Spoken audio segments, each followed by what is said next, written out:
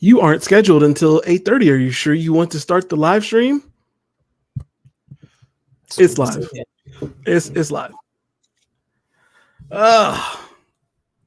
Back to the computer. Hey, at least my internet is not as bad as it was during the Kendrick thing. We got that worked out. Yeah, I decided, let me just pay my past due balance, Rattling you because of the bills. That's crazy. No. I pay my bills, so they should have had me up and running. I don't know what's going on with them boys. Them is your peoples. Tell your peoples to keep my internet straight. I don't work for them no more. I can't do nothing for you, brother. You got connections. I don't know them niggas. You definitely got connections. You mean to tell me you left your job and you don't know anybody else? I haven't worked for Spectrum in 7 years. But you know somebody there. If anybody who was working there when I was there is still there, of course, yes, I know somebody there. I know people from my past jobs that can hook you up with from 7 years ago? A debit card if you need it. Let's see, 7 years ago? Where was I 7 years ago? It's 2024, 17? Yeah. Well, no, I didn't start that job yet. Okay, but to be fair, 7 years ago, I was in Akron.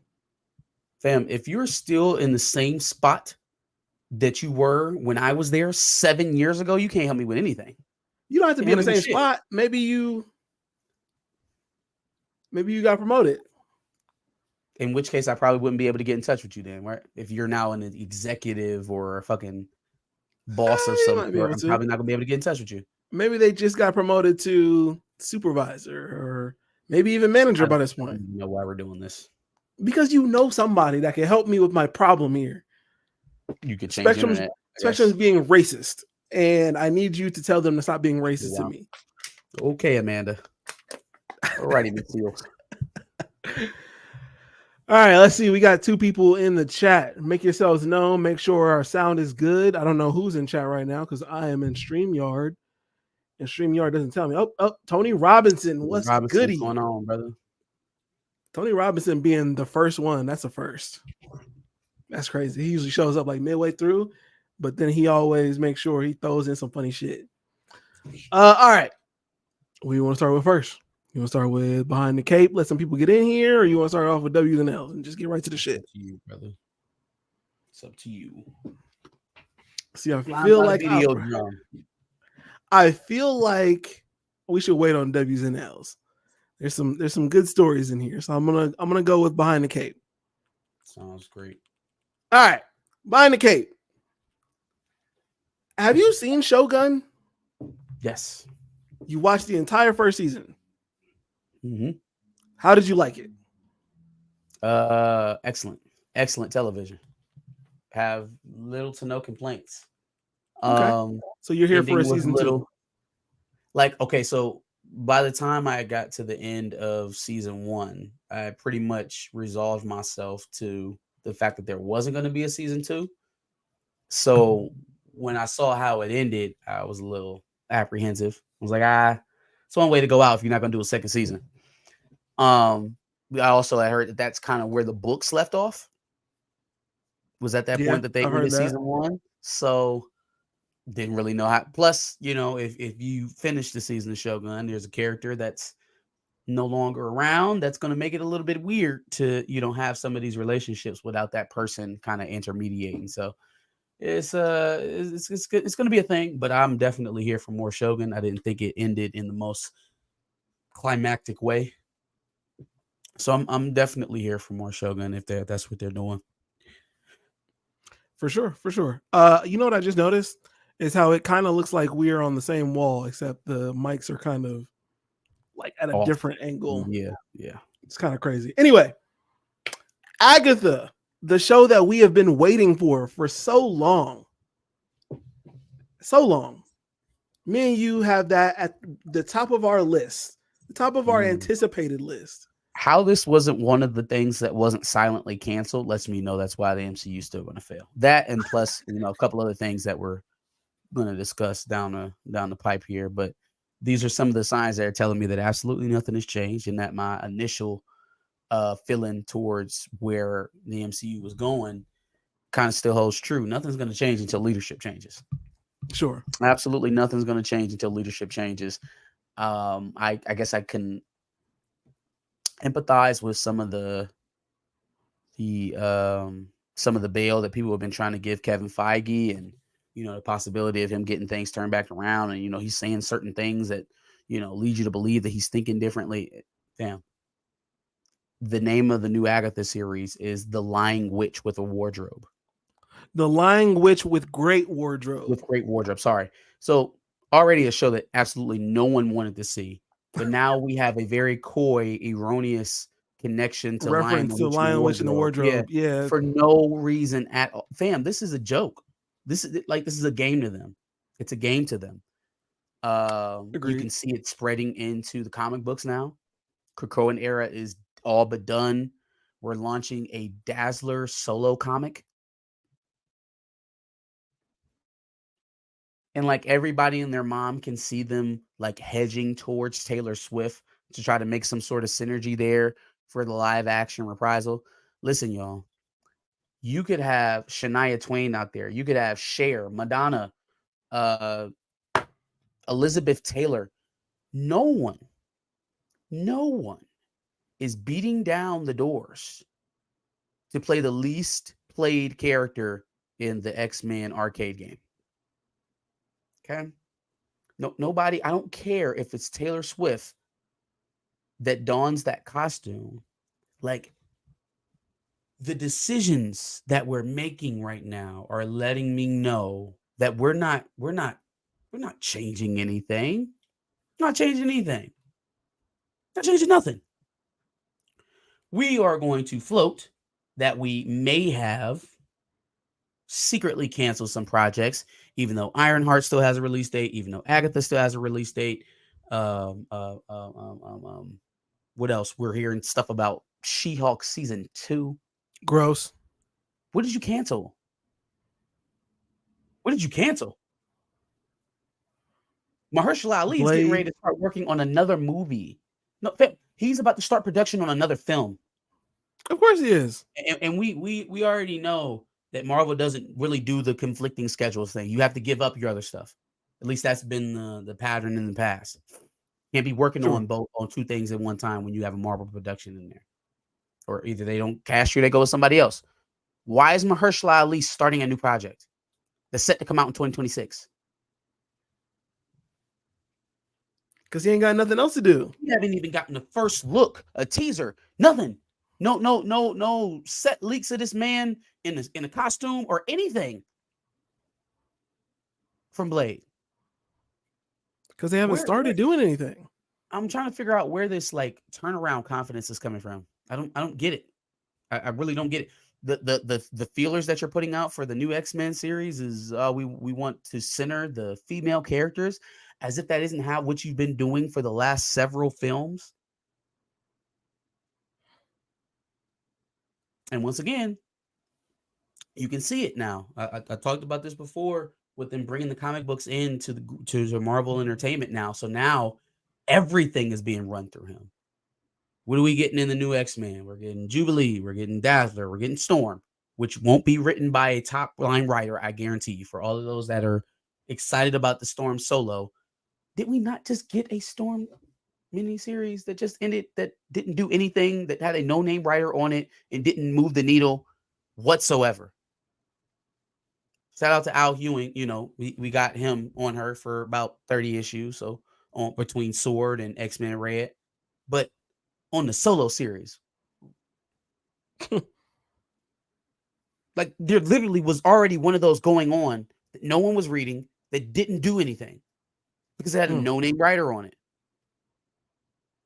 If the person writing this book is not named Ewing, Hickman, Bendis, or Cates, or Cates is not writing right now, or Kieran Gillen, if it's not somebody that you see on the top 5 Marvel titles month in and month out, what is the point? What's the point? What are we doing? Why are we marching out Agatha wardrobe lying witch, whatever the fuck that shit is called? Why are we doing it? No one wanted to see that shit in the begin with. And maybe you had a chance. Maybe you had a chance when this was still in close proximity to Scarlet Witch. Maybe you still had a chance when this still had close proximity to Multiverse of Madness. Multiverse of Madness came out 3 years ago now, y'all. Going on 3 years ago. Who is checking for Agatha Harkness? Like we're still repeating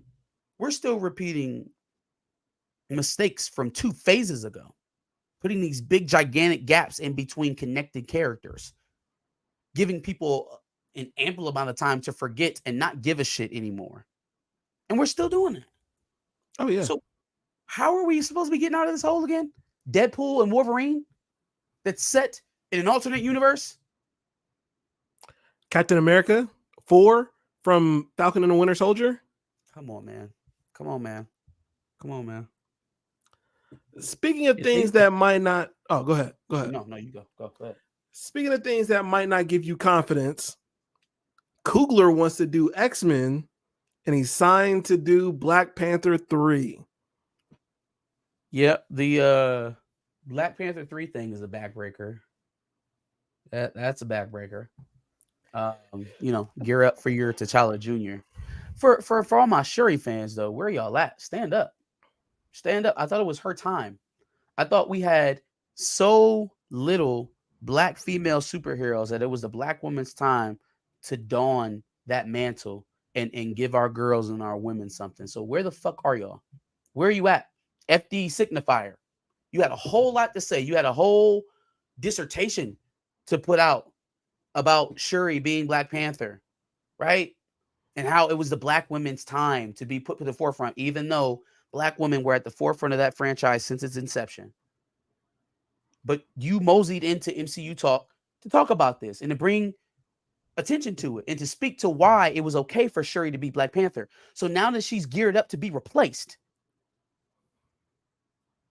and just her second appearance as the main Black Panther, where are y'all?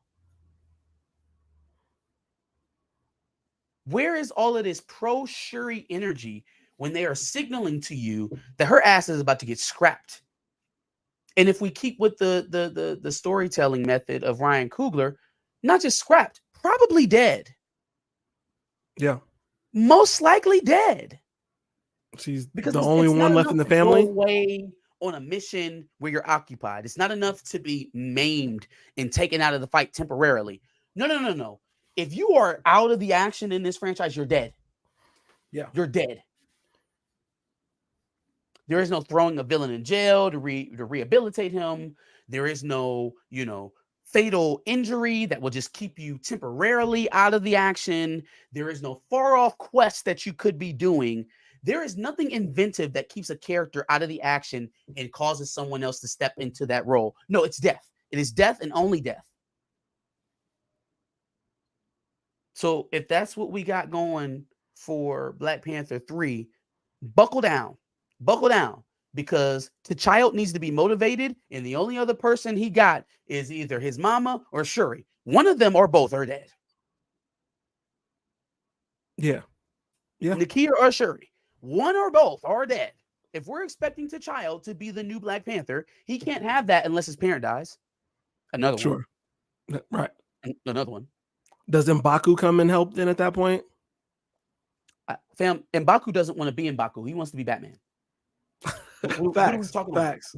Yeah. What are we talking about? M'Baku don't even want to be king of Wakanda, man ape, part of the franchise that he told us that we were lucky to have. Remember that? Oh, we're being selfish and we don't know what these actors did to bring this role to us, and we should just be grateful. Nigga, you don't even want to be involved with it. You want to go play Batman. You want to be a white man. You want to go play a white man's character on screen. So I don't know where we're at with any of this. And then just to bring it all home, they're talking about letting him do X-Men. Yeah, let's not ruin X-Men. Fam. Let's not do that. You're already ruining Fantastic Four. I don't know what y'all smoking. I don't know what y'all on. You know what? I want to take it a step further. I hear a lot of people going out of their way to preface their condemnation or their criticism of Ryan's work by saying, "Oh, but he's a great director." I think what y'all mean is that he is an exceptional cinematographer. That man is great with visuals, and he has an elite eye behind the camera. He tells stories like a fifth grader.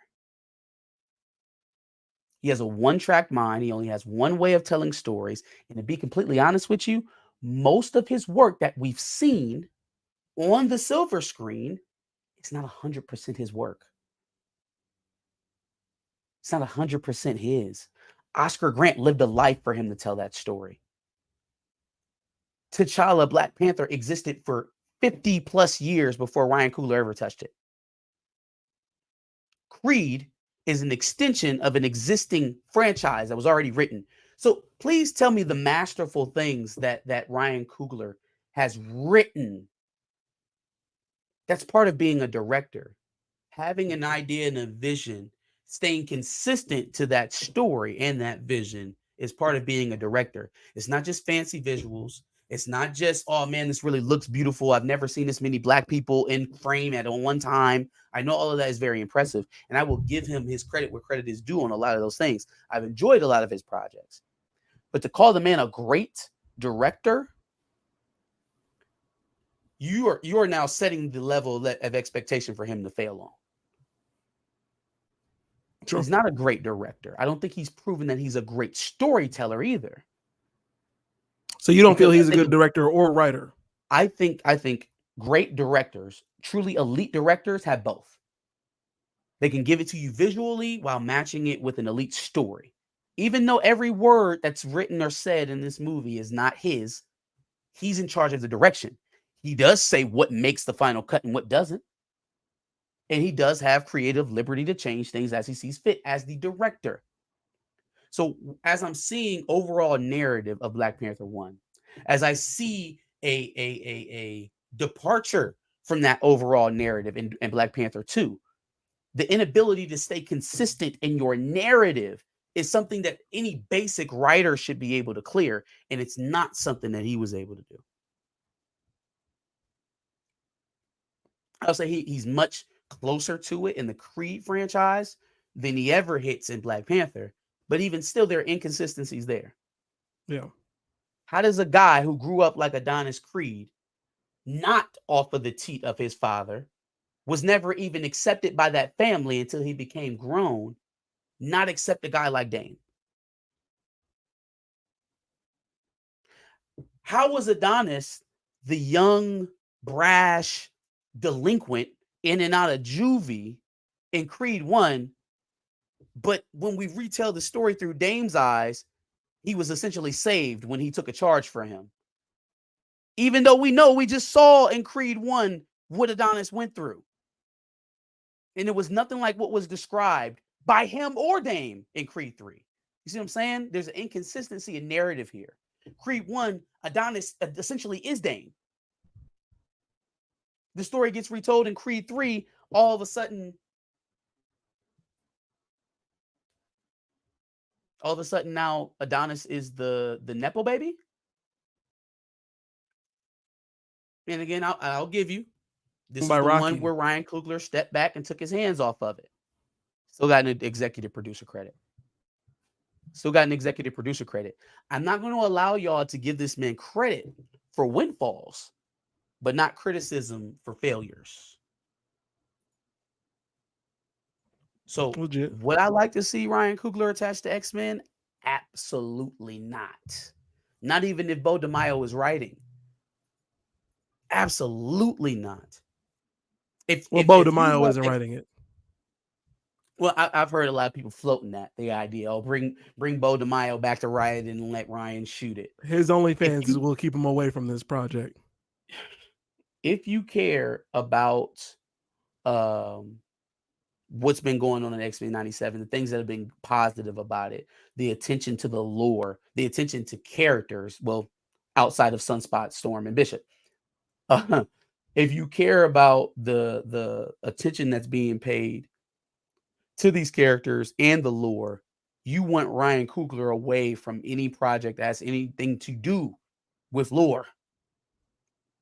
You want him far away from it. Because creative liberties and changes to the source material is that man's bag. So if you like those type of things in your MCU projects, then Ryan Coogler is your man.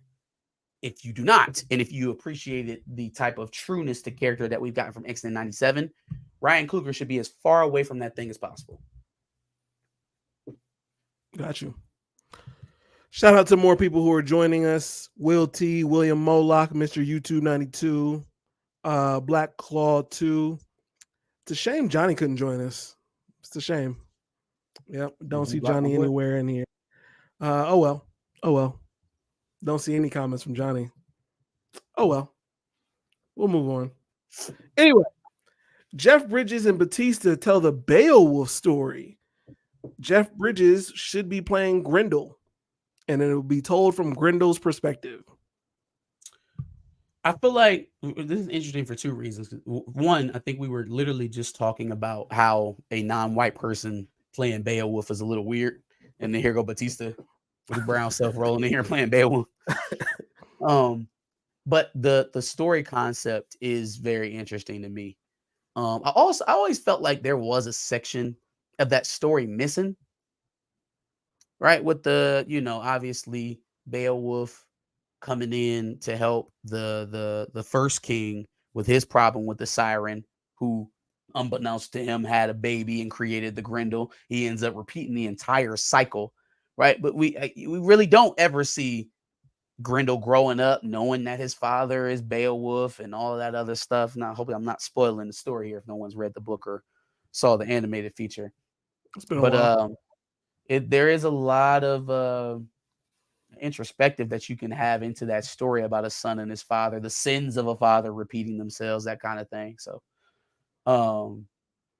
yeah, interested, definitely. Kind of hits me the same way the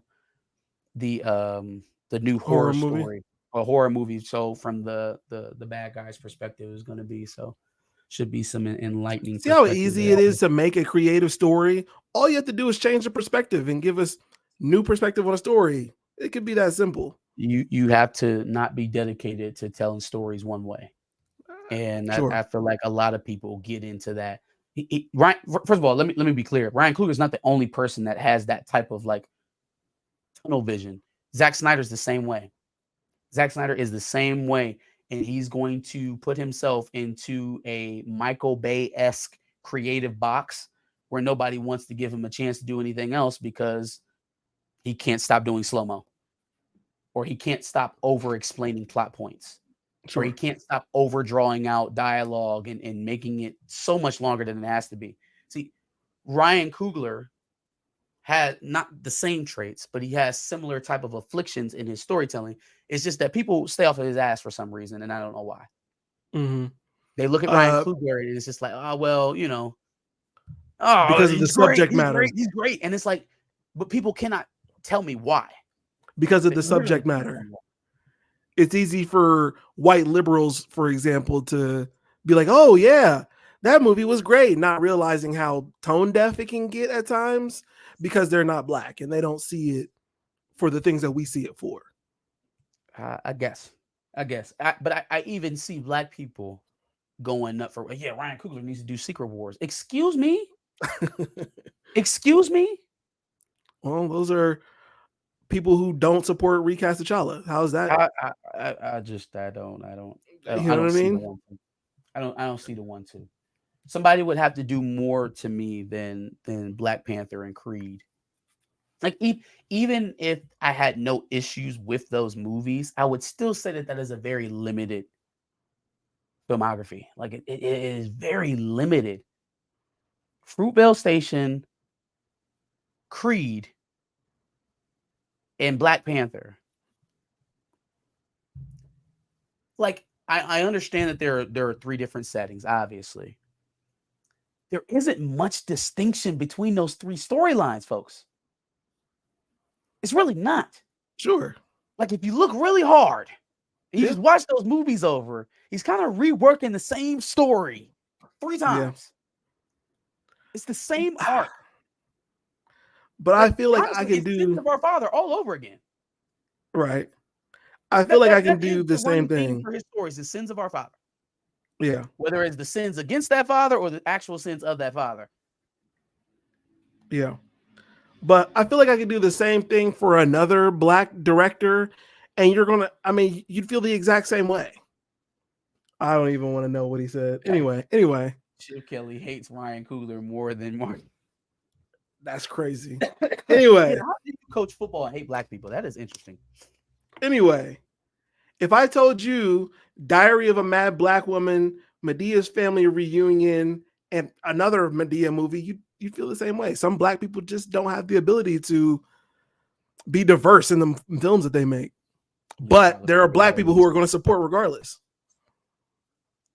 Hey man, this is the year of getting these weirdos up out of here. And I'm not calling Ryan Coogler a weirdo, but that man you just mentioned, William Moloch, he can get his too. Anytime that you want the dissertation on that guy right there, you can have it.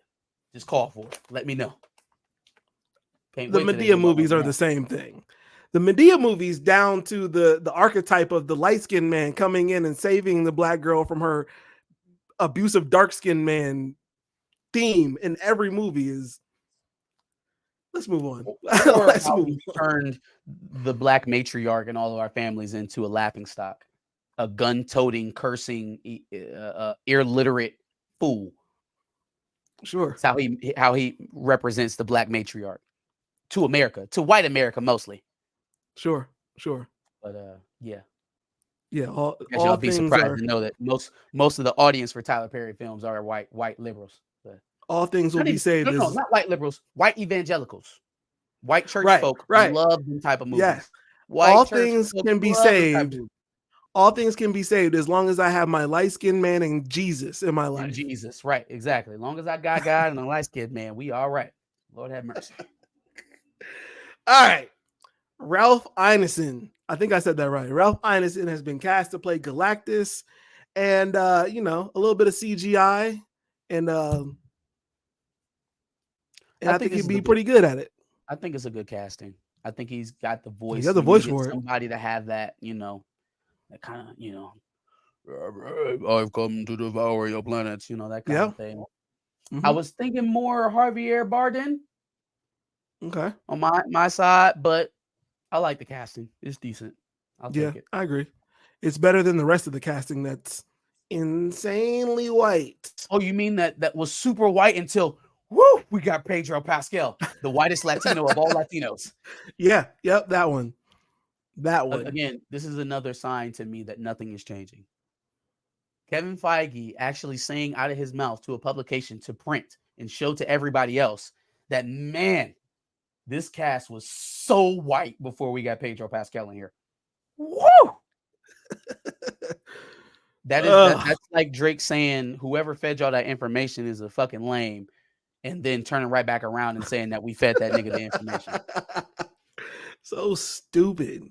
I just realized we didn't even talk about that. No, we didn't even get a chance to talk about that, but it is what it is. Anyway, anything else for Behind the Cape at all? Anything I'm missing? Was that everything?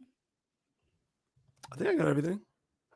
Talked Shogun 2, talked Ryan Coogler, Agatha, Jeff Bridges, Ralph Ineson. Sure. Yeah, I think that's it. Okay. I think that should do her. All right. Well, normally I'd have a nice few videos and whatnot to show during my W's and L's and pictures and tweets and bullshit, but it's clear to me that this time StreamYard just doesn't like me for whatever reason. So I'm just going to go on and talk about my W's and L's if that's okay with everybody. W's and L's, a weekly recap show where we give a dub to the things that we like and an L to the things that we don't. I'm going first. And of course, we're a little late, but let's give a dub to all the mothers for Mother's Day. I don't see any mothers in the chat right now. But shout out to all the mothers. If you're watching on replay, shout out to you. You deserve it. Hopefully you had a great Mother's Day. Sure. Happy Mother's Day. And that is my one and only dub. All right. I'm giving an L to a group of people. Funny enough that I just gave that dub. A group of people who don't understand how to learn from other people's mistakes. Freddie Gibbs has had an interesting run of baby mothers who he'll go from one light-skinned chick and then she'll tell her story about how he was mad abusive and not there for the kid when it came time to have the kid, even though he love bombed the shit out of her when they were in the relationship. And then, oh, here he is with a new light-skinned girl. And then she goes through the exact same story. And it's just like, how do y'all not learn from the baby mother before? Why y'all like keep at getting all? pregnant by Freddie Gibbs? Yeah, you know what I'm saying? First of all, it's Freddie Gibbs. Like, he's talented, but he's not. I mean, he's got a bankroll. That's all that matters. They're not looking for relative rap talent. They're looking for a bankroll. Sure.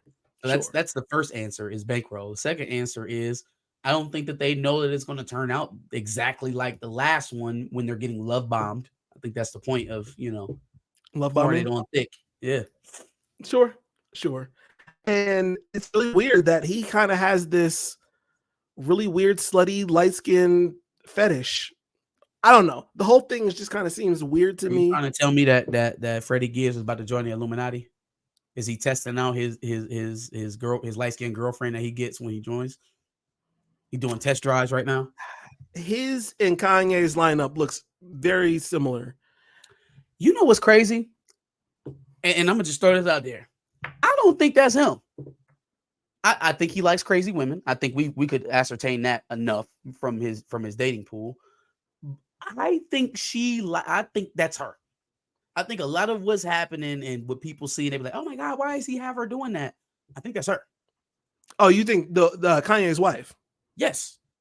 Yeah, I The way agree. she dresses, the way she acts, where she just be out in the middle of nowhere. She was SNSD on a gondola in Italy a few months ago. Right? I think Right? that's her. I think She's that's her. probably crazy. I don't She probably think just he's does shit like making that. her do that. Yeah. I think it's Yeah. much more comfortable for everybody to be like, oh, he's making her do this shit and she's a slave of some sort. I just, people are weird, bro. People just do You think stuff. Bianca just give it up like that? Yeah. I don't know anything about her, so I would have to assume that, yeah, it probably is just her. That's probably just how she get down. I mean, but like, who else would mess with Kanye that well? A crazy bitch. You know what I'm saying? I mean, who else? It makes perfect sense to me. With all the things that Kanye talks about in his music, yeah, no, this seems right up his alley. Sense. Yeah. Maybe they'll go for the long haul. Maybe they'll be together for quite some time. Did you see the chick he was with before her? The chick from Uncut Gems? Yeah. Right, girl? Yeah, she was fucking nuts. Now, she was white, though, so she couldn't stay with him for too long. But what is his girlfriend now? Well, she's probably white, but she's dirty white. She's a little different. Oh, man, that's bad. All right. On to a story that I really did not need to know. And when I tell you this story, you're probably going to be like, yeah, I didn't need to know that either. Along with the chat. I heard some disturbing news about preferences of a certain actress by the name of Whoopi Goldberg. Whoopi has been in a few marriages. Okay. And in her old age, it seems that she is not here for the marriage shit anymore, which is normal. But apparently, Whoopi's not done in the love game. No, she just prefers it differently. Yeah. She prefers hit and run type relationships. Fam, who the fuck is giving Whoopi one night stands? First of all. I don't know why we have to keep centering this back in the perspective department. Okay. Bank roll. Okay. Okay. If she's 50, 60 years old, right? Somewhere in there, 50s or 60s. 60s probably. And we just had a whole rundown of how a 37-year-old has his own private Tinder service to procure his booty. True. You think he's the only one? You think he invented that? You think he started that? No, he definitely did not invent that. For in sure Hollywood? not. No. Yeah, absolutely not. Fuck no. R. Kelly was out here doing that before him. Bam. So I'm saying these celebrities have shit like that. She got her own Twitter service. She got her own gaggle of At people. 68. I need 68, by the way. Under 25. I need a roughneck, bearded. I need him. He got to have 5 kids, 2 baby mamas. He got to have a job where he make less than $40K a year, and he got to drive either a Honda Civic or a Toyota Camry. Go start collecting. Okay, you know what I'm saying, and that's her one night stand special. Chat. Whoopi is worth $60 million according to Google. Is it worth it? One night stand for you not going Whoopi as a sugar mama. So for a tenner, for 10 bands, you not spending the night with Whoopi Goldberg? I'm asking chat. And you're in the financial situation that I just gave you, that just ran down. You're not going. I'm asking. Whoopi Goldberg manager just knocked on your door and said, "Come get it." I'm not in this. You not taking the 10 racks? I'm asking chat. Okay. I'm not in this. William Moloch said, I'm rolling up to the View right now, my bag right now. 10 bands is I don't even know what we're talking about. I don't know what we're talking about. Whew. And I'm guessing 68. I'm just guessing, since the pool for women to choose from, for male sex workers is probably a lot shorter, that she probably has to pay a lot more. So yeah, 10 bands. 10 bands. I don't know though. Whoopi don't like us. Whoopi likes wasn't she married to Ted Danson? I don't know. Yeah, she likes white guys. She don't want us. So she's likely to give y'all 5 bands, not 10. Does that change anything? I don't know what you want me to tell you. Whoopi is cashing out to get that ass out. You know what I'm saying? All right, chat. I'll fuck with it. Y'all got to get your bag. I hear you. I'd have to work out a contract with how much I'm getting. Now, how much you talking about, big dog? Damn, if Whoopi Goldberg is a hard pull for y'all, I'd hate for like some of the like really, really worse off celebrities. Like, what would y'all have to do if Leslie Jones was trying to pay y'all or some shit? Johnny said, I need 10K a stroke. That's insane. Yo. That's insane. Yeah, no, that's nuts. All right. 100K for the night with Whoopi Goldberg is nuts. 100K? I wouldn't even have to think about that. I'd do 100K. Yeah, but why would she pay you 100K? Because I'm me. You know what I'm saying? Now we're just getting ridiculous. Because I'm me. What the fuck? Oh. What you trying to say? Sorry. My bad. All right. I'm giving my last L before a toss-up to Bumble, the dating app. Bumble's founder claims that the future of dating is having your AI date other people's AI to recommend your best matches. Dog, what are we doing? Why? My AI, so what, my algorithm, basically? Yeah. Somebody who is you, but it's AI, is responding to another AI that's another person that's not them. It probably learns how you are, and then look, unless my AI got mad Riz, I don't need my AI out here doing that shit. They will do anything in the world except for go to a bar, tap a girl on the shoulder, tell her your name, and start a random conversation. Baby girl, what's your name? Let me talk to you. They will talk to these niggas on these red pill sites while they're still like showing videos of them arguing with the women that they're supposed to be teaching you how to get, kicking them off their podcast. Y'all will buy pills. Y'all will change your wardrobe. You'll pay $40,000 to implant knee implants so that you can get taller. You will get cosmetic surgery. You'll rent a V12 so you can get speed abs. You'll get on Ozempic so that you can lose weight. You know what I'm saying? You'll send Y'all will chubs do out there to find girls. everything. A Toronto personal Tinder. You will do everything on this planet except for walk into a bar, see a girl you think is attractive, not stare at her for 30 minutes, walk up to her, tell her your name, and start a conversation. Swear to Well, God, y'all can save yourself a lot of time and energy. to be fair, for a certain Canadian, that is not very likely to happen because his choice of women is not allowed in bars. So that's not They a thing. too high value for these hoes outside is insane, Morte. It's insane. But that's the thing though. That's what they would try to put off to you, right? But then they get off camera and they buy sugar babies. So like, what are we even talking about? What are we talking about? So you're gonna argue with these women face to face, kick them off your podcast, then turn around and try to purchase them online. And then make her take a plan B after I'm done, son. No, that was fake. Apparently, I guess that was a hoax. The Chinese girl. Yeah, that was a hoax. God. But completely believable because again, they're buying vagina. They're buying sex. So like, yes, it was completely plausible. Sure. And it'll happen again because they're still buying sex. Sure. Yep. Absolutely. Okay. Clay Robinson Wallace. Okay. Last topic. They say Chubb's the only one to get your handy downs. Party in the party playing with his nose now. You know, it's crazy that it's only been a week that song's been out.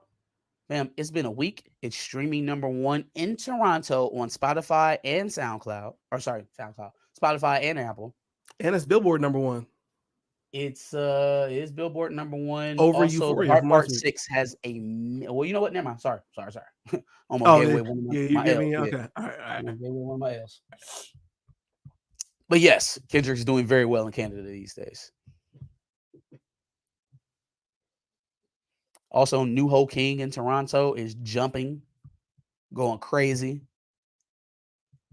If I ever go to Toronto, I'm going to New Ho King, get some fried rice with the duck sauce. And a blamer, Crody. Let's read some of these. Let's see. These folks ain't get rejected in school and learn to get over it. I mean, that's where I learned it. You go ahead, you shoot your shot. If it don't work out, just kind of move on. You know what I'm saying? The absolute worst thing to do in that instance is to fight someone who is showing you that they're not interested in you or to argue with them in public. It's the most embarrassing thing I've ever seen in person. Fresh and Fit are super sucker lames. Absolutely. 100%. 1,000%. Bro, I'm laughing at all the outsiders who's saying the beef was fake. The Kendrick Drake beef? I don't think Nike thinks it's fake. I don't think Apple thinks it's fake. I don't think of any of Drake's corporate partners or sponsors think it's fake or funny. I think they wanted him out of this fight as soon as possible. They playing not like us everywhere. And not even that it's just a Drake diss. It's a Drake diss where he decidedly calls him a pedophile. They got niggas in the Netherlands at soccer games talking about a minor, talking about Drake, talking about one of the biggest music stars on the planet. That's bad for business. That is bad for business. So yeah, I don't think any part of this is fake. I think Kendrick actually hates that man. The fact that he got 5 more in stock waiting for him lets you know that he absolutely hates that man. He wants him to be gone. And I hope he don't take his foot off his neck either. Don't let him off the mat because he's a formidable opponent. Drake's not a slouch. I don't think he can be as content driven as Kendrick has been so far. I don't think he can be as contextual. I don't think he can be as bare and vulnerable as an artist. Yeah. But he is a formidable opponent. Don't let him off the mat. Take him out. StreamYard does not like me today. I thought it was my internet. No, StreamYard just keeps kicking me out. You just reminded me I didn't have my charger plugged in, but plug the laptop in. That's crazy. Anyway, My last topic is a toss-up. So it's another topic that's been going around on the Twitterverse quite a bit, just like all these Kendrick and Drake conspiracy theories. It's this guy who is getting his hair braided by multiple girls in his classroom, seemingly innocent enough, but everybody is up in arms about it potentially being very creepy and weird. And they want that nigga fired. And supposedly he did get fired, from what I've heard. Thoughts as a parent? I thought it was warranted. I didn't like the video. In the first place, the video of him letting the little girls braid his hair. First of all, for obvious reasons, right? Like I definitely don't want my teenage age daughter playing through your hair. Like Sure. I don't want her touching you. Like if it's not required, like if you're not physically aiding her in some way, I don't think there's a reason for you to be touching my child or for my child to be touching you. You know, again, in the briefest moment, a high five, a hug, a handshake, something like that. Okay. I don't think there's any reason for a child to be touching you for a prolonged amount of time. That's just my thought, right? Another thing that kind of came up here that nobody, or at least a lot of people, didn't really have at the forefront of their mind. He's obviously a content creator, right? And he's doing it in school. So I don't know what the school's policy is about him creating content with the children.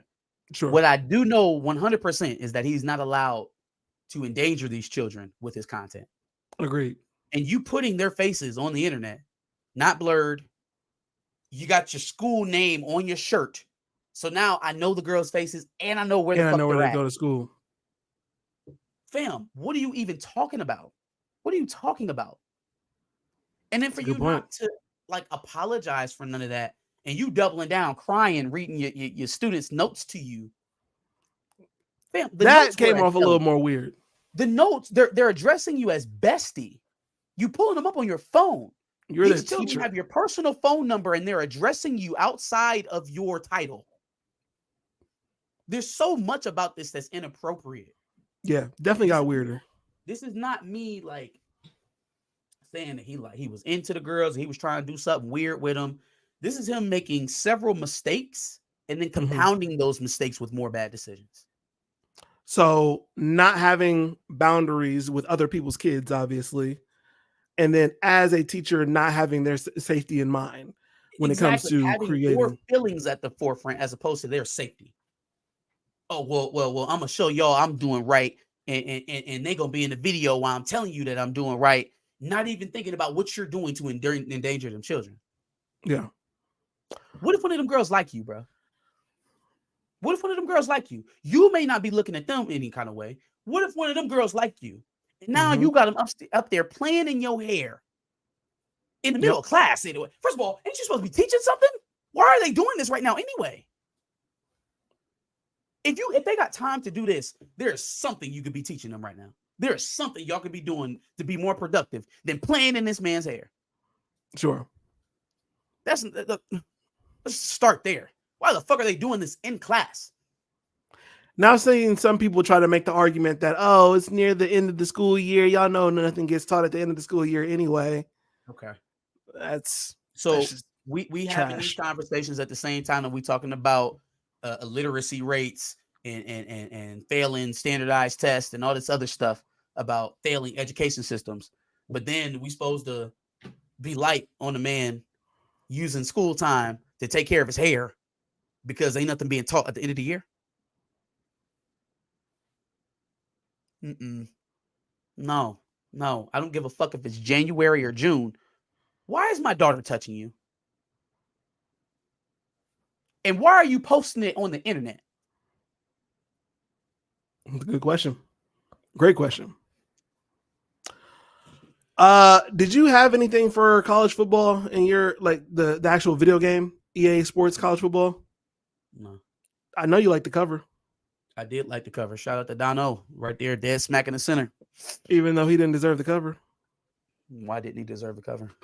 Because Will Johnson, if anybody, deserved the cover over him. Yes, and I heard that take too, but it's like I think y'all are You're being a little bit facetious because defensive players don't star on the front of video games. Like, it's just not a thing. When's the last time you saw a defensive player on the cover of Madden? It had to have Ray been Warren Lewis. Sapp way back, or Ray Lewis back in 2002. And before that, it was Warren Sapp in 2000. So over 20 years ago, it's been since a defensive player headlined a sports game. Exactly 20 years. Why are we doing 05. this? Why are we doing this? Because he's if anybody is a 99 on your team. Hey, listen, man. I know Donovan had a step back year last year. In 2021, the man had 40 yards shy of 1,000 yards as a backup. Okay. I venture to guess that him and Travion Henderson's stats for career are pretty similar. Pretty similar. And seeing as how Travion Henderson wasn't on the cover at all, and they took another back from his team and put him on the cover, I guess that kind of makes my point. One of them was injured though during the year. The other one was healthy, and I'm sorry. the other one was healthy and still got Donovan. Who? So Donovan wasn't injured last season? Not as long as Trey. He came into the season off of ACL surgery, or not ACL surgery, off of meniscus surgery. He came into the season. But how many games did he miss? From meniscus surgery. Oh no. I'm sorry. I'm conflating running backs. That was Blake Corum. He had the hand. Donovan had the hand. He had a broken hand. How many games did he miss? I don't know. He missed games in the middle of the season. He missed like 3 games. 3 games? Okay. Trey missed a lot more than that. What does that matter? I'm saying Donovan is better than Trey. I would argue not. Games missed for?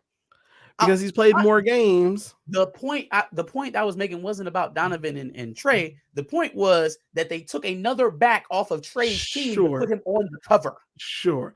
I wouldn't have put him. They did that kind of proves my point about Donovan. I wouldn't have put Quinshawn up there. If I'm going to put anybody who transferred to Ohio State, I'm putting Caleb Downs. Okay. But I'll take players that haven't done nothing for my team yet. But that's sure. But I'm just saying, if it had to be a transfer, why are we talking about players that don't deserve to be on the cover? I would have said Emeka Egbuka. Get up there. Makes perfect sense. But why not JT? Why not Jack Sawyer? These are perfectly good points. Yeah, no. I think they snuck y'all off there in the corner. Off to the right, so just where y'all need to be. Well, there will be a cover with him on there. Quinshawn, front and center. That's mine. I'm gonna buy that one. Yo, Soulja Boy is a whole ass biatch. Yeah, I just seen some footage of Soulja Boy talking to 21. I said I wasn't from Atlanta. I know what you and 21 be doing. Soulja Boy wished Metro Boomin a happy Mother's Day. Like, to be an asshole because his mom died. Damn, for real. That's what started all this? Yeah. Well, I think Metro said something slight like he was talking about some producer and he said, you out here doing studio visits with Soulja Boy and I'm out here doing major hits with such and such or something like that. And so Soulja Boy then said, happy Mother's Day. Metro Boomin. Yeah, that's some whole ass shit. That's some whole ass shit. Very whole ass shit. I think there's a degree of everybody sees what's going on, the energy that's around Kendrick and Drake. I mean, sure. He has 3 songs on the top 10 right now. He's got 3. It's unheard of for a rapper. They want that. The Game wants it. Soulja Boy wants it. Shaq wants it. James Jones wants it. Crazy. Yo, like, fam. James Jones going at Austin Rivers was nuts. I know a marketing replication when I see one, fam. Like, y'all don't actually have beef. NFL players and NBA players are not actually beefing over who can play in each other's leagues. That's not a real thing. I promise y'all, it's not a real thing. It's not really real happening. Beef. Now it's going down. Soulja Boy may actually be talking shit to 21 to try to drum up some shit. I don't think that's where he wants to go. I think most of the people he shoots after won't compete with him. I think 21 will. And I think that's a losing effort for Soldier, because as much as he has his history to lean on, and he's almost always right when he's referencing his history is just that, it's history. You don't have no music, boy. We just watched you 2 years ago have to play Make It Clap 5 times to make it through a verses. You don't have the discography. And then I You don't forgot have about that song after that. You don't have the artillery, man. Don't do that. Okay, keep it on the internet. Keep it on the internet. Big facts. In terms of the rest of these guys, man, like James Jones and Austin Rivers going at it, that was the weirdest thing to me. Like, yo, why are you going after Austin Rivers? Like, talk about low-hanging fruit. And then even at that, you got to make really like skewed arguments to make yourself seem bigger. Like, yeah, you never made an all-star game and you played for 7 teams. Well, fam, that sound like it to the NBA. He made it to the NBA, so I know he's better than like 90% of the world at basketball. He was a lottery pick, so I know he's better than like 90% of college players his age. What else? Not making an all-star game doesn't mean that you're not a good hooper, fam. Lamar Odom never made an all-star game that I saw. He was pretty damn. You still can't beat him, James Jones. And then at that, I feel like Austin Rivers made more in 1 year than James Jones made in like his career.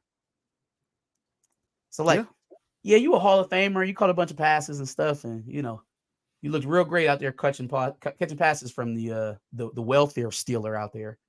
But buddy, you ain't make no cash. Like you got nothing to show for job right now. We have the same job right now, and I have more money than you. How did that happen? We got the same exact job right now. We both making market value, right? Like, I don't think Austin Rivers is getting paid all that much more than James Jones is at FS1, but he definitely got more money than you that he made on his own, not from his dad. So how the fuck did that happen, James? If you were so damn great with your Hall of Fame career, why are you so broke? Yikes. It's a crazy shot to send. It's just a crazy shot to send. And I think it was to kind of garner some attention. Not as crazy as Diddy's son out here telling the feds, don't do that. Hey, you got the wrong house. Don't do that. You won't check our other house. Please stop. Stop.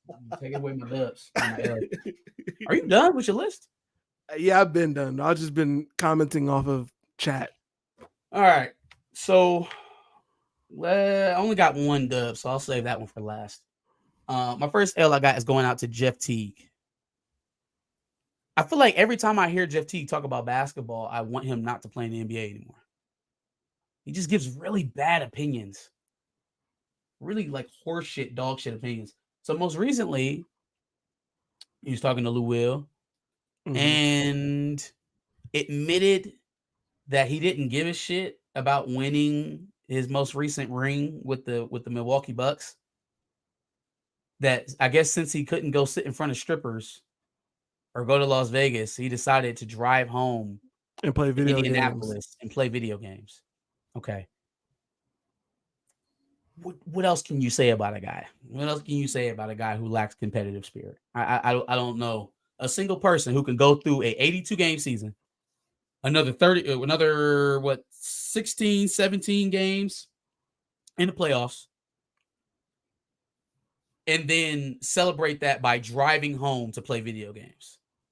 Not because that's what you do to celebrate, but because I can't go fuck around. I can't go to Vegas. No clubs are open. Hang out with strippers and do coke. Fam, we seen Michael Jordan crying over his trophy in the locker room. Kobe holding his trophy in the locker room. You know what I'm saying? Magic Johnson did the same thing. Tell me you are not a great player without telling me you're not a great player. Tell me that you are fortunate to have the career that you have and that you ultimately don't appreciate what you have as an NBA player. Fam, you play a fucking game for millions of dollars. That's it. You play a game and stay in shape for millions. Okay? If you win a championship, maybe kick it with your team. Maybe since Giannis said he about to go kick it with his family, I don't Go kick know. it with your You do family. what the rest of the fucking team is gonna do and go kick it with Giannis and his family. Since this man just got you a ring and he got you paid. But you don't even have to do it for Giannis. It's yourself. What the fuck did you just work the last 9 months for? So you go play with He just happened to stumble on a finals team. He didn't really Uh-uh. give a shit about winning the finals. He's like, look, my life is going to be the same regardless, whether I win a championship or not. That's not one of my goals. I'm here for the strippers Marte and says coke. he's spoken on the ring before that it doesn't really count because he didn't earn it. Fam, you're on. Again, tell me you don't understand the team concept without being like, God damn, you You're part are of an the team for a NBA reason. player. If anybody should be telling you the value of being on a team and winning a ring that way, it's you. This sounds Facts. like a kid in like high school that didn't get to play, so like you don't want to go to the ring ceremony or some shit like that. Like, yo, what is this? What is this? Guys retire and don't have a chance to win that ring. Even the tag along ring, the ring where Yeah. you're not really a part of the team for real and you just there for practice purposes.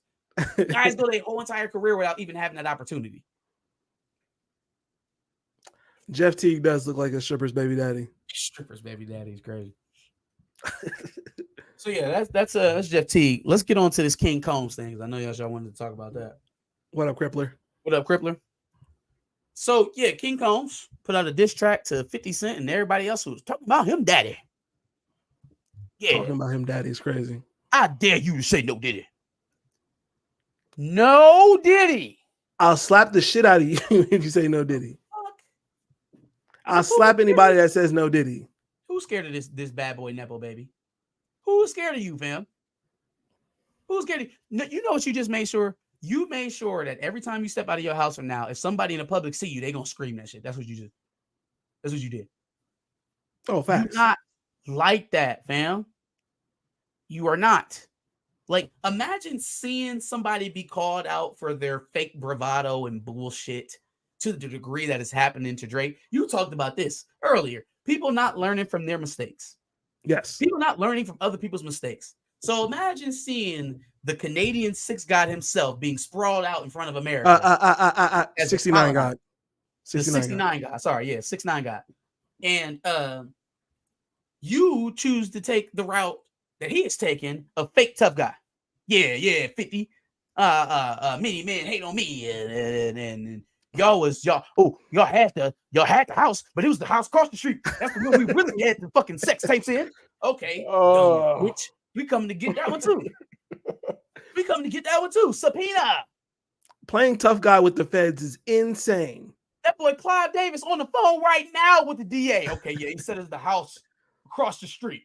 You make sure you get my tapes first. All right, yeah. What a dummy.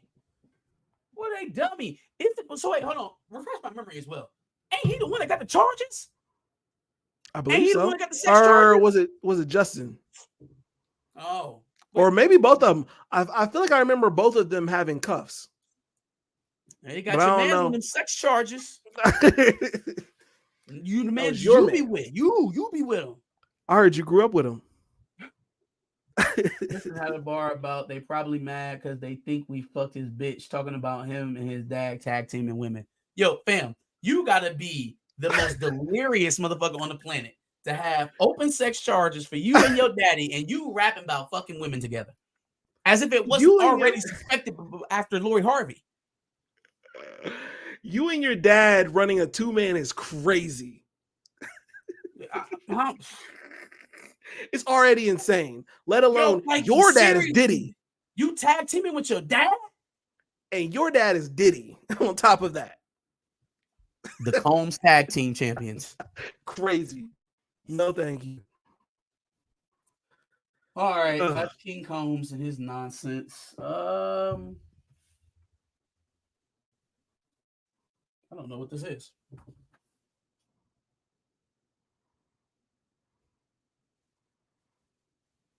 Oh, give me a second. I have no idea what I wrote down here. That's crazy. Can't read his own writing. No, I can read it. I just don't know what the fuck it is. So many clout chasers popping up after the K Dot versus Drake beef. Absolutely. Game, Combs, etc. I don't even click on them. Yeah, I still haven't listened to that Game This. You know he just rolling out an What's the album. point? He just rolling out an Ross album. said, like this nigga's starving. He is hungry for attention, boy. Like, Yeah. first of all, so you're the first of all, it sounds like you're the only nigga in the US who's choosing Drake over Compton. How am I in Ohio and I understand that that's a bad move? You, the West Coaster, you're choosing Drake over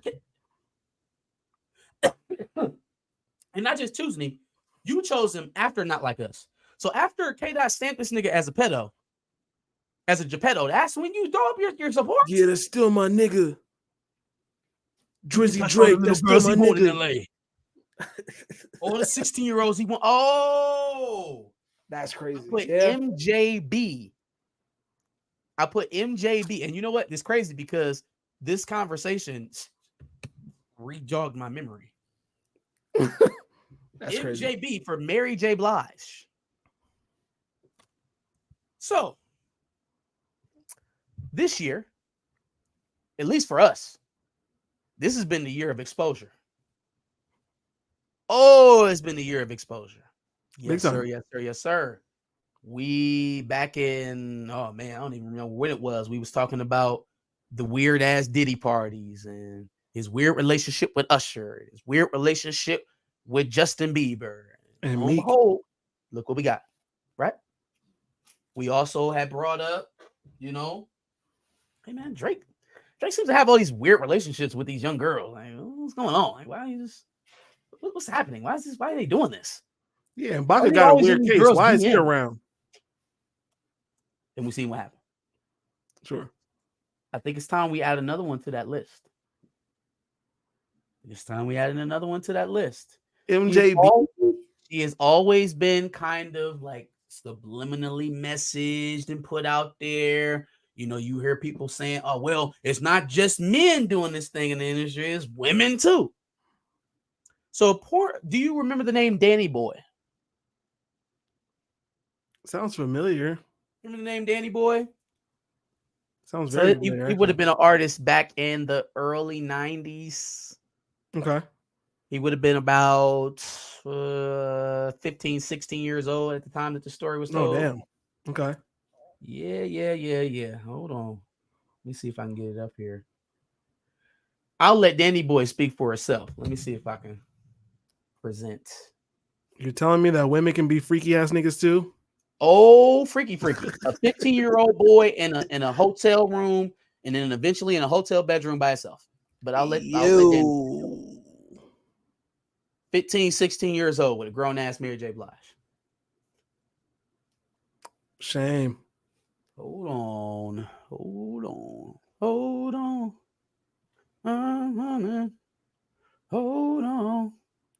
BBL Drizzy. BBL Drizzy. Where is the fucking bookmarks? There we go. Okay. Are you able to control it? You should be able to, because you logged into the. I have to find it first. All right. Need to get back to the thread. Didn't Game get a 16-year-old in the UK pregnant? Ew. I did not know that. I know he was with what's her name? Alexis Sky, I thought, when she was young. I don't know. Freaky ass niggas move together. Bam. First of all, did you see the Vlad interview that or the Vlad footage that he put out of Ruby Rose? Oh yeah. Basically talking about all the niggas that she was dating when she was like 16, 17 years old. Yep. Nasty work. So I think it's just what these niggas do. All right, hold on. Let me see here. How do you... All right, I'm going to present.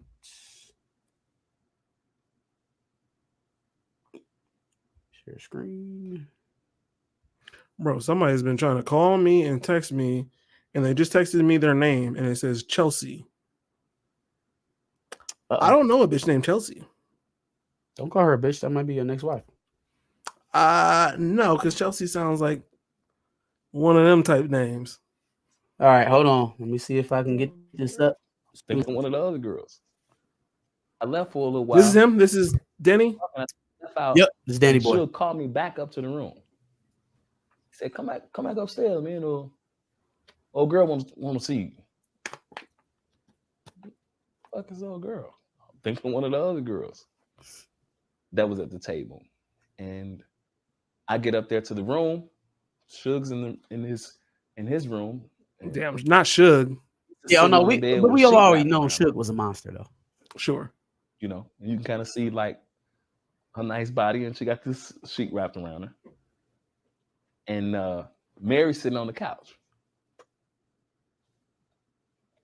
So I know the girl that he in bed with don't want me. So I went in, he closed the door and shit, and I sit down and I start talking to Mary. And the inside, I'm about to lose it because I'm actually sitting here talking to Mary. She's sitting on the couch and shit, and we ordered some food and some more drinks.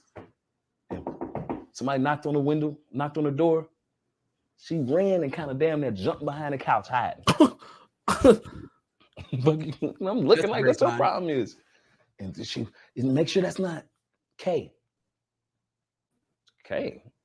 You know, and I'm like, oh, man, I don't care. Her husband? I don't care who he is. You ain't got to be running and jumping and did it. But she was actually talking about KC. She was thinking that KC, she had like this postpartum type, you know, the shit that people in the army probably go through when they hear bangs. Like when it came to KC at that time. Right. You know, and yikes. She's sitting on the couch and shit. I'm like, you know, you ain't got to worry about him. You know, you straight. Casey would have beat your little 16-year-old ass. I'm like, wait, what? And she laying on the couch. And I'm sitting on the other end, and she laid down on the couch and put her head in my lap. I'm like, damn. He can't be talking about Mary was talking about she wanted me to come back up here, and now she on my lap. And I'm sitting there and I'm wondering, I'm like, okay, what is this going to end up to? And she stayed a couple more hours. And we decided to go in the other room because it was a suite. We went in another room and lay down. And she lay down with me and she kind of like backed up against me. And every time she backed up against me, I would move away and shit. You know? All right. And, oh, no, nigga, it's not over. From that time, I get it. Go out to no, New York keep and listening. Visit her a couple more times. Well, you know, that's why I was kind of confused when I heard Kurt saying that Mary was pot girl. Because at that time, she was my girl. He was like, that's my girl. At that time, my girlfriend. 15, 16 years old, and she flying me in to see her. And you know what it is when a girl back up on you, you young and shit. And I'm trying to show her that she ain't phasing me. I'm hard as goddamn.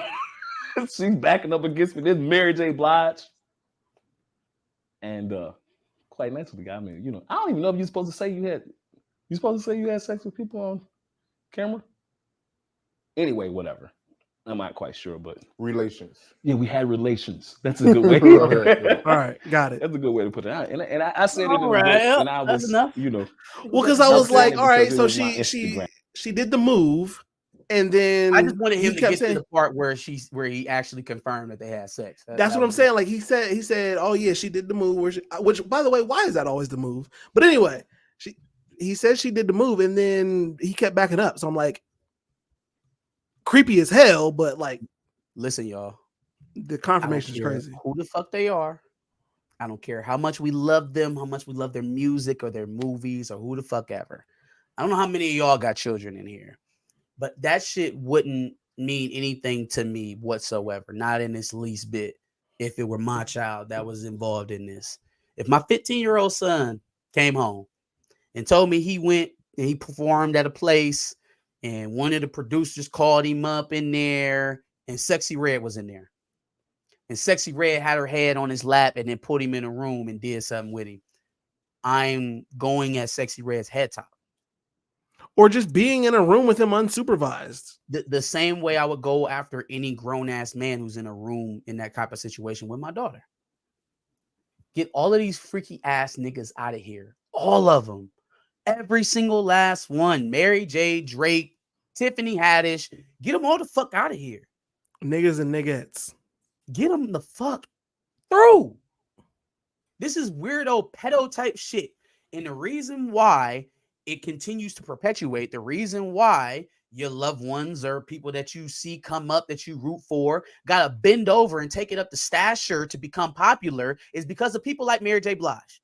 Because if Danny Boy would have fucked around and told her no or got up off of him, that'd have been the end of Danny Boy. Would have never heard his name. I would never know who Danny Boy was.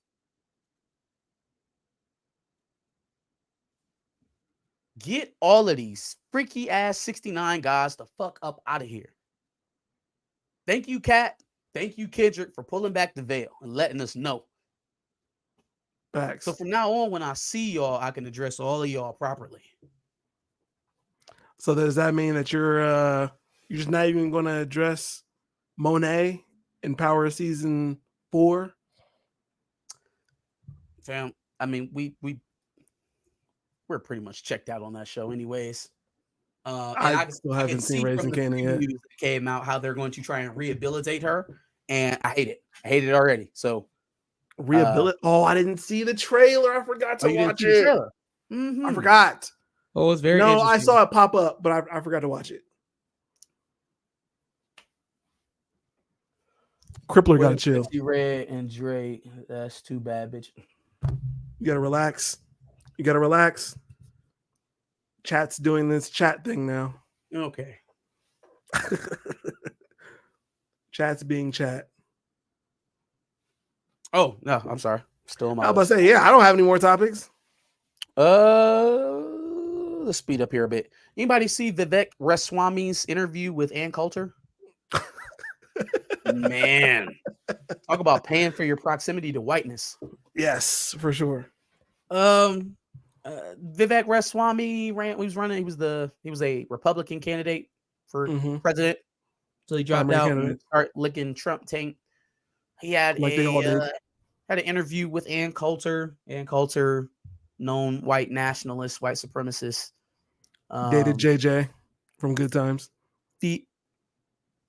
What? That's not a real thing. It's definitely a real thing. She dated JJ Walker? Fam, I don't believe you. Anyways, Ann Coulter is the female David Duke. Yes, she is.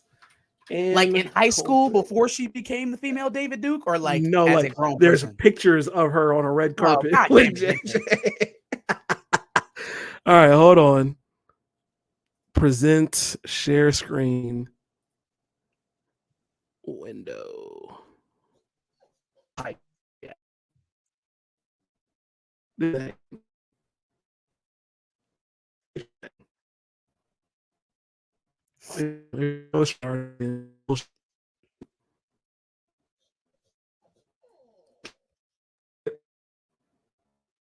See it? Not yet. It's still Quick.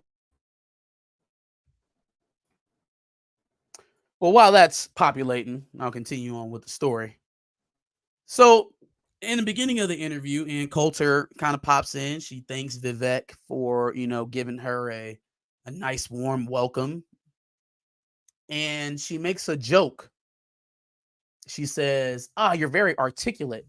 I can say that to you because you're not an American black. You can't say that to them because it's offensive. Right? Kind of sticking with well, honestly, most of the time I've ever heard a white person say that about a black person, it was extremely offensive.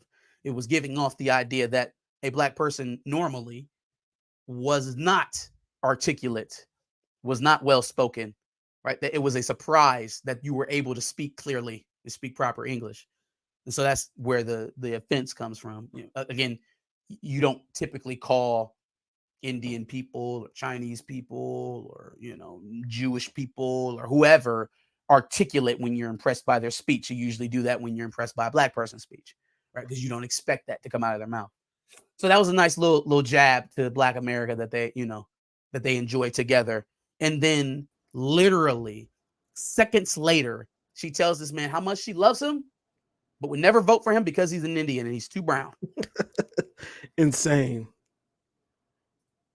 Now we just fist bumped over our mutual racism over black people.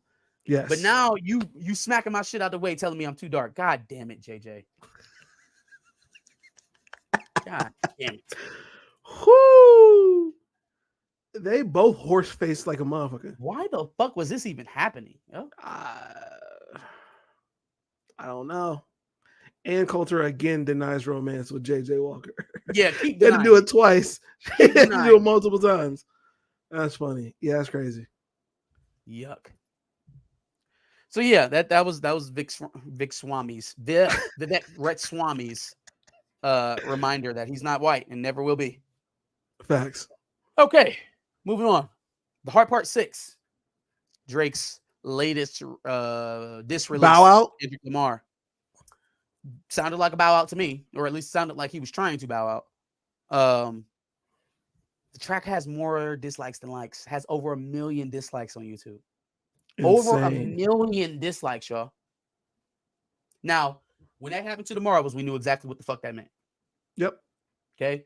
When that happened to who else got review bombed? Dungeons and Dragons. That was another trailer that got destroyed. I want to say Little Mermaid got kind of the similar response. Yeah. I.e., we knew what the fan reception was when those trailers dropped, and that related to what was going to be produced. Same thing here. If this is even possible to happen to Drake, like if it's even a thing where this could be possible for him to have 1 million dislikes on a project for him, is he that big?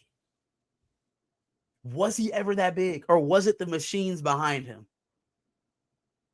Within 1 week, Kendrick Lamar has eclipsed him 3 times with 3 different tracks.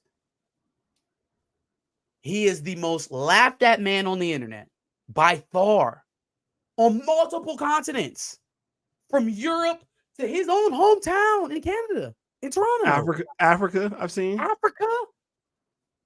Multiple Mexico, cities here. El Drake. BBS. El Drake. BBS. He's internationally clowned at this point. Sure. Within a week. Was the he tides ever turn, really darkness. that big? You give me your thoughts on that. Let me let Rocky out of this room real fast. That's crazy. Yeah, I do think it's insane that it's only taken a week. I do think that there are some different things at play that might be impacting this, but ultimately, I think the public sentiment is that BBL Drizzy is absolutely hilarious. But then also, I just think that some people just don't fuck with the vibe anymore with Drake. Some people were looking for an excuse. If you let Marte tell it, I have a crazy bias. I don't know if Marte's still in the chat. But for other people, they just don't fuck with the vibe anymore. And I guess it's to the tune of 1 million people. You're muted. You're muted. Let me unmute you because you're muted. I think people knew exactly what all of this was. I think people shared a lot of our sentiments and just was either afraid to say it or thought that they weren't going to be in the popular group by saying it. And now that it's popular to clown Drake, people are telling the truth. Yes. People are telling the truth. Celebrities and everybody alike. LeBron is in the Not Like Us video. He's going to be in the Not Like Us Dancing behind daylight. Drake's best friend. I didn't want to disappoint you in the Pusha T beef, ass nigga. He's in the Not Like Us video. And I have a sneaky suspicion that ain't the only one. I don't think that's the only one that's gonna hurt. I don't think so. Sure. I don't think. I agree. I think it's gonna be quite a few celebrities that want to be on the non-pedo side of this thing. I'd much rather be on the side of somebody who got accused of not having their wife in the same city as them, or maybe got cheated on and had an illegitimate child, than a fucking pedo. Yeah. Moving on to writer Robin Lee. Robin Lee had a very successful novel. This successful novel got turned into a movie. A movie that had its lead actress earn over $7 million. Okay. Now, that all sounds very successful, right? Sounds like a good day, especially when you talk about the fact that the writer, Miss Robin Lee, is a Black woman. There you go. All sounds very positive. Sure. except for when you find out that the characters in Robin Lee's novel were originally black. And it wasn't until she changed the characters to white characters that the movie got picked up. And when the movie got picked up, guess who they cast as the lead? Anne Hathaway. And so that $7 million salary got to go to Anne. So not only did you fuck over all of us who wanted to see more black love on screen, but you fucked over the next black actress who could have had a leading role in Hollywood. See how you get yourself paid and fuck everybody else over? What is this movie? I'm looking for the name of it here. Hold on. That's fucked up. The Idea of You. I might have heard of that. That's fucked up. Anne Hathaway, you telling me you couldn't find any black actress to make this movie worthwhile? No, fam. Well before we get to Anne Hathaway, we have to talk to Robin Lee about her conforming to white Hollywood's needs and wants to get a paycheck. Okay, so she wrote the book, and the book had black people in it. Yes. But then she rewrote to try to get it picked up to make a movie. And then she rewrote the screenplay as white people. Yes, there you go. That's more accurate. I don't think she rewrote the whole book. Yes. She rewrote the screenplay to fit for white people. Insane. Yes. That's insane. Robin Lee, you deserve the biggest L. Big L. That's fucking lame. I would have rather it died on Vine and just read the book than to see a story that was meant for black people be played by Anne Hathaway and her white counterpart. Facts. Anyways, last L. Let's talk about it. Bronny James is expected to stay in the NBA draft. Yep, and he's not expected to go to another school. So he's not coming to Ohio State. The Swinton gonna be in the remake. It's nuts. That is crazy. He's not going to Ohio State. He's not going to go to the Cavs because the Cavs are a playoff team. So you know what? Actually, no. The Lakers and the Cavs are both playoff teams. Damn. So either LeBron leaves and he gets drafted there, or he just goes to another team off top and is probably out of the league in the next 3 years. Either way, he's out of the league in the next 3 years. He's probably likely to go to a playoff team in the second round. See, later second round. I do expect the team to take him. I see to take him because LeBron is posturing too hard that whoever gets Bronny is going to get him. I would take Bron back all season. I would take Bron back, especially since Donovan Mitchell is seeming like he can't do it all by himself. Oh, I would take Bron back. Buddy. Well, first of all, you're giving. I don't want Bronny. You're giving us Mitchell if we give you LeBron. For sure. Absolutely not. Matter of fact, I want Mitchell and Mobley. That's who I want. No, we are keeping Mitchell. Have Bron, Bronny, and AD. Just give us Mitchell and Mobley. Absolutely not. I'm keeping Mitchell. That's a deal. We're keeping Mitchell and we're keeping Bron. You don't get to have Bron, you get to have Bronny. Bronny, Garland, and Anthony Davis. We'll take back Mobley and Donovan Mitchell. Or you can do that the other way around, since you want AD and Garland and all of them. That could be your team. William Olak, that's who he probably should have been planning to play with. But again, everything with LeBron is narrative based, right? And LeBron James Jr. was the first one up. So he's the one that has to get into the league off of nepotism, not his son. I'd love to see Bryce and Bron play. That is the most ironic thing about all this is why we up here having conversations about who's better, NBA, NFL, who could play in the NFL, who could play in the NBA. How did you get into the league? Did you get your accomplishments because of nepotism? This is 1,000% a nepotism take. If anybody even drafts Bronny this year, it's 1,000% of nepotism take. There's no scenario where Bronny is one of the top 60 picks in the NBA draft. Agreed. He wasn't one of the top 60 players in college basketball last year. How does that even make sense? He wasn't the best 5 players on his own team. How does that make sense? This is definitely a nepotism play for sure. Yeah, man, this is terrible. Nothing but. And it's not going to do him any good. Getting him there is not going to help him stay there. He's not good enough to play NBA basketball. Without Bron being in the league with him. You're going to have to let this shit go, man. You're going to have to let this shit go. Well, maybe he can cash in on a marijuana endorsement. Well, no, he doesn't need to cash in on anything. He's good regardless. He's not ever going to be broke. He's never going to be in the McDonald's line. But playing, I want some Bronny pre-rolls. Playing with his future like that, just because you know that he's never going to actually fail, is really selfish. You're not giving him the best possible chance because you know even if he fails, he got him. You got him. Well, you're not doing him no favors. You're not doing him no favors doing that. You know what? He could end up working for an NBA team or interning for Rich Paul or some shit. But the league, playing for the league, is not for him. They're going to chew him up and spit him out. They're going to chew him up and spit him out. Sure. Fam, like, I think he has this in his mind, like, oh, well, Giannis got his brothers on the team, and, Goran Dragic got his brother to play on the team, and, Lopez brothers played together, and, it's been done before. I'm LeBron James. I can get my son in there.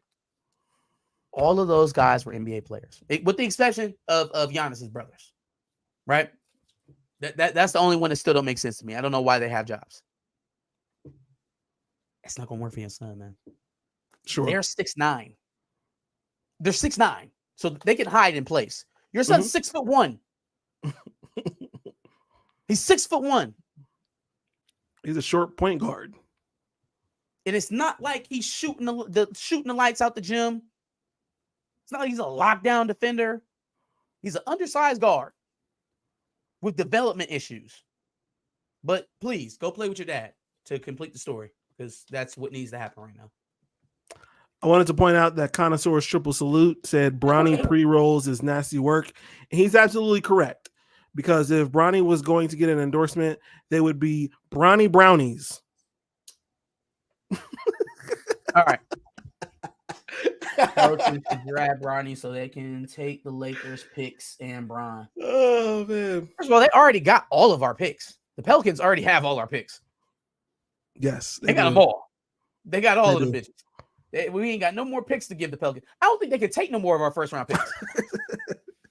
They got the maximum for Anthony Davis. Now, if they give us a few of them hoes back, you know what I'm saying? We'll send Anthony and LeBron there.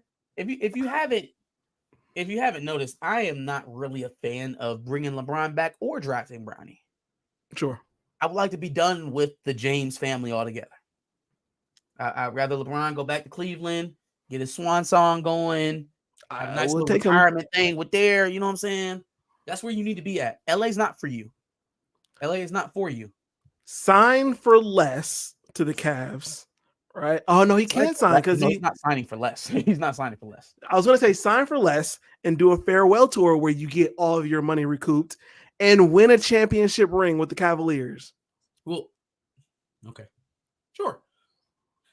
I will give you that. If he wins a championship ring in the short term, fine. I don't want to continuously be building our roster off of LeBron James. Sure. I don't want to continually shape our franchise around LeBron James. Any franchise that has done that when he was half a decade younger ended up in a terrible spot afterwards.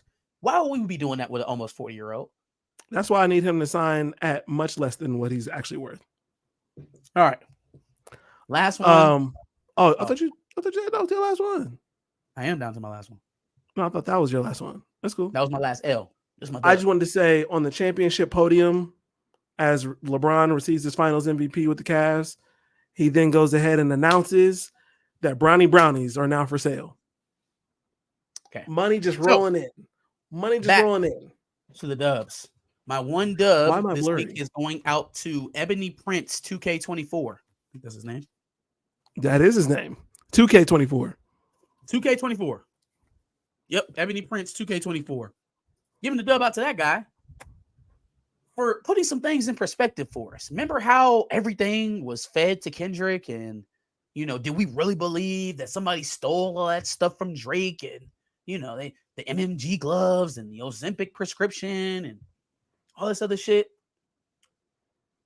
Oh, you mean homeboy took all the evidence, recorded it, showed you that he's still in your city. That he's still I thought there. he was in New York. Good. He's in New York. That wasn't New York. Was it supposed to be New York? Okay, my bad. I thought it was. Oh no, you're right, because the hotel that he's recorded in is a New York hotel. You're right. Showed you that he's in New York where he stole the stuff from. Right? And not only shows you that, connects the dots on that eerie sound we were hearing in the beginning of 616 in LA. Weird sound. A ventilator. A ventilator, presumably from a writer who came to saw Drake in that hotel. Now, we don't really see what happened in the interaction between them two, but we do see that man in the lobby in still images and a video, and we do see Drake meet him there. Now, I don't know about y'all, but I know K-Dot don't just put random shit in no damn songs for no reason. Seems like he knows something about this interaction with this man, with this journalist, and Drake, that Drake probably doesn't want known. And maybe that's why we got all of those, this was a good exercise, just hit me back up when you got some facts, because all my shit is facts. Except your shit got fed to you. I'm just now noticing, I didn't realize that Christian Alvarez was the reporter that they were talking about. I didn't put two and two together. Christian Alvarez, is that the dude in the wheelchair's name? Yeah. I didn't realize he was a reporter. I thought he was just like a fan or something that pulled up. And apparently, whatever it is that happened in that interaction is not even the worst part of it all. Apparently, whatever it is got two people killed. Knew about it, and he brought it to. You said it got people killed. There's somebody else who's lurking in the comments of Ebony Prince that alleges, this is just a conspiracy theory, is just alleged. Somebody died off of it? Well, that Drake might have been involved in some transactions, and somebody found out, and 2 employees died because of it. No, he killing people. There were people who died near, I think, the Mark Hotel, and I think they're trying to figure out what the hell's going on outside of OVO. Because once the security guard got shot at the embassy, we start digging into that. The security company that's supposed to be protecting Drake is owned by Drake, and the only employee on there is Chubbs. What are we doing? What is going on here? And he's got another business called Silence Policy LLC. Yeah, we got shell companies. We got paraplegics in your hotel lobbies. We got journalists coming after you. What is going on at the embassy? What is happening? And the Mark Hotel. Call the UN. Shout out to Ebony Prince, man. Ebony Prince does need to learn how to stick to the subject. Dropping sometimes craziness with the ventilator and dogs barking. That is some dark shit. Now, I don't know what the fuck is going on with the dog shit, but I'm assuming that whatever it is, that's what the reporter knew about Drake. Well, there's the dog mask that he wore outside of the hotel. There's reports of like him making women drink out of dog bowls. Yeah. They also said that maybe that they might have Kendrick's side might have sent a video of whatever it is to act. Because you can hear him like clicking and watching on a video, and it's like dogs barking or some shit like that. Yeah, I've seen. I've heard that. I didn't see it. He doesn't comment on it. He just goes right back to whatever he was talking about. Watches the video, the dogs is barking, and then just goes back. I didn't see that, but I heard that too. Hey man, first of all, it's 2024, and I would hate for that to be the thing that he dropped a body over, because fam, it ain't that serious. I don't think anybody really had that much invested in your masculinity anyways at all. It's not even that surprising to me, to be honest with you. I wouldn't treat you no differently. I still treat you like Drizzy Drake. Yeah. You know what I'm saying? Eddie Murphy got over it. He's definitely still a freaky ass nigga though. Eddie Murphy got past that shit. Usher got past that shit. What's homeboy? The one actor, Malik Yoba. Yeah. Ain't nobody talking about Malik Yoba no more. He's also not getting roles. You definitely do not. Well, you definitely do not have to body someone over this type of shit. You could just simply deny it, fam. Chingy had rumors. Chingy's also not. That somebody has gotten caught up in this type of behavior, and I feel like we at a point now where it's not even I feel like more people will be mad at the person who tried to out you over it than you would if you went into it and you was real about it. But now, Yeah. you know, that's the bar though. You got to be real. And if there's anything that we've learned about Drake and all of this is that he is anything but real. He is a freaky ass nigga. He is 69 God. That's it for my list. Hey, run for your life. He had Transformer 2 arrest the fan already. Yeah. Yeah. Again, that wouldn't be an issue transactions. unless he did something that he wasn't supposed to with the Transformer. If he took the Transformer against his will, then you know that's a problem. Yikes. What is happening? Malik Yoba got that Luke Cage look to him. Yeah, that's done. He's never getting that role. Give it up for him. He's never getting that role. All He right. might play Luke Cage in a Tubi movie. Oh, maybe I might have to review that. Surprise, Dub. I didn't even hear you talk about this, and I'm surprised because you like Tubi. You know, Issa Rae is now the creative consultant over the Tubi. I did see that. Yeah, I forgot about it, actually. I would have talked about it. Because shout out to Tubi. You know, so maybe she can, you know, real ones. Give us a little bit change of direction and how some of them stories is going on that damn thing. No, man. Hey, I don't think I ever told you. Remember I told you about PPP Loan Gone? Yeah. The movie, the Tubi movie. Mm-hmm. I ended up watching that. Why? We ended up watching it when I was in St. Louis. It was very entertaining. It would be very entertaining. Watch. Anyway, give me a reset. Give me a reset real fast. God damn it. Miss Parks, you are out of line. True, somebody check on Bumblebee. He went dark and visiting the Mark Hotel. Hey man, listen. There is plenty of things to attack Drake over. And if that is one of the things he's hiding, family, you're gonna have to get up out of that, dog. Like some of this shit is completely avoidable. But then again, like I said, if it's something deeper and darker, and you know, homeboy is out here abusing people, it doesn't matter if it's a Transformer or just a regular car. I think he needs to get his just due. Low Lifes was the only good movie I seen on Tubi. Might have to check that out. Low Lifes. Stop watching Tubi movies. It's bad for your health. No, it's not. Anything else for the folks tonight there, Joshua? Enjoy your Tubi movies and your Bronny brownies. Yeah. It's coming. If I have to make that happen for Bronny, I'll do it. That's a great marketing tool. He can make money off of that, not the NBA. It's not his thing. I agree. Weed, absolutely his thing. For sure. All right, y'all. That's our dubs and nails this week. Give us your dubs and nails in the comments, whether you're watching live or on replay. We love you both. Make sure you like, share, and subscribe. Come back next week for another dubs and nails segment. Absolutely. Make sure you tune into our playlist full of W's and L's where we have previous weeks. So make sure you check in, see what you like from previous weeks, recap it all, and then come back Wednesday at 10 o'clock when we do the new W's and L's every week. Tubi is much better than BET, William Olak. Much better. I'd say they're about even. Throw the Bronny brownies away. Bro, I'm telling you. Somebody get me Bronny's number. Okay. Or Bron's number. Right, goodbye, folks. Or Bron's number. Give me LeBron's number. That's a market.